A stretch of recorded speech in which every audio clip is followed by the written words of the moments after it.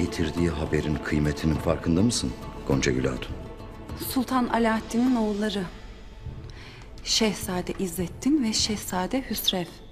Selçuklu tahtının o iki evlattan başka varisinin olmasından daha kıymetli ne olabilir Emir Hazretleri? Baban kadar zekisin. Bunu bilirim. Ama sana bir şey hatırlatmama izin ver. Siyaset oyununa girdiğini unutmayasın Goncagül Hatun. Bu oyunun sonunda intikamını almak ve hayatta kalmak için benim yardımıma muhtaçsın. Bilirim Emir Hazretleri. Bilirim. Tek bir amacım vardır. Babamın ve halamın intikamı.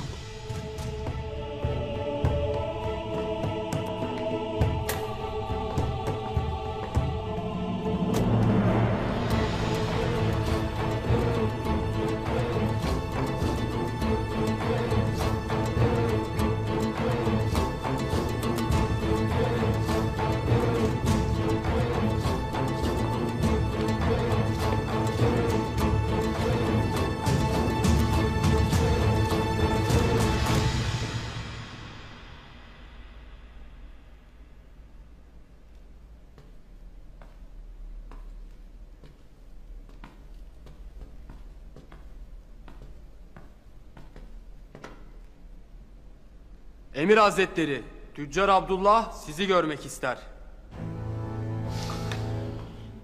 Beklesin.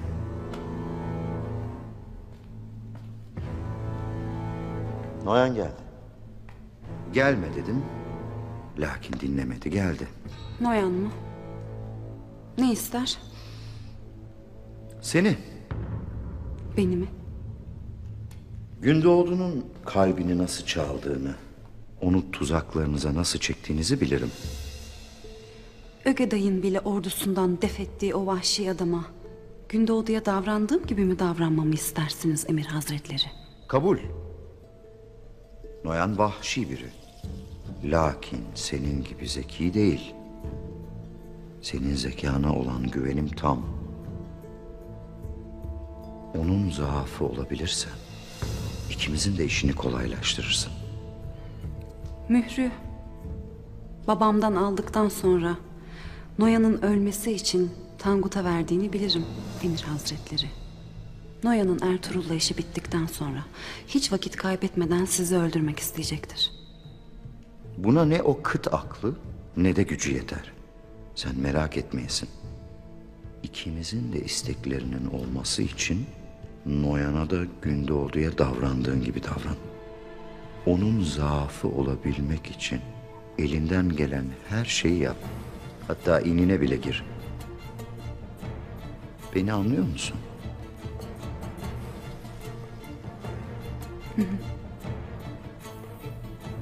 Güzel.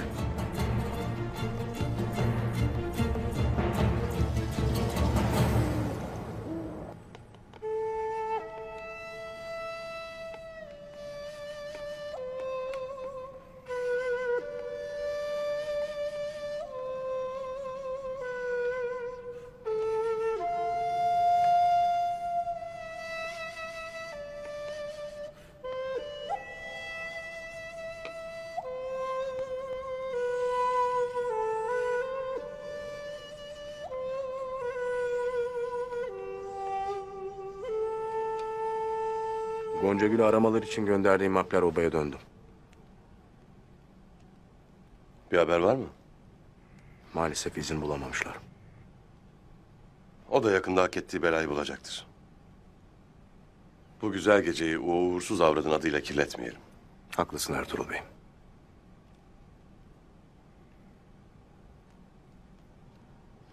Gündoğdu Bey'im, kolun nasıl oldu? Daha iyi olacak inşallah. İnşallah. İnşallah.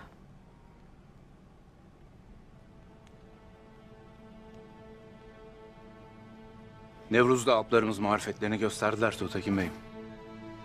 Bamsı Alp, Boğaç Alp'i fena dize getirdi. Ha Doğan Alp? Hangi Ademoğlu Bamsı'nın karşısında durabilir ki Tuğtekin Bey? İnşallah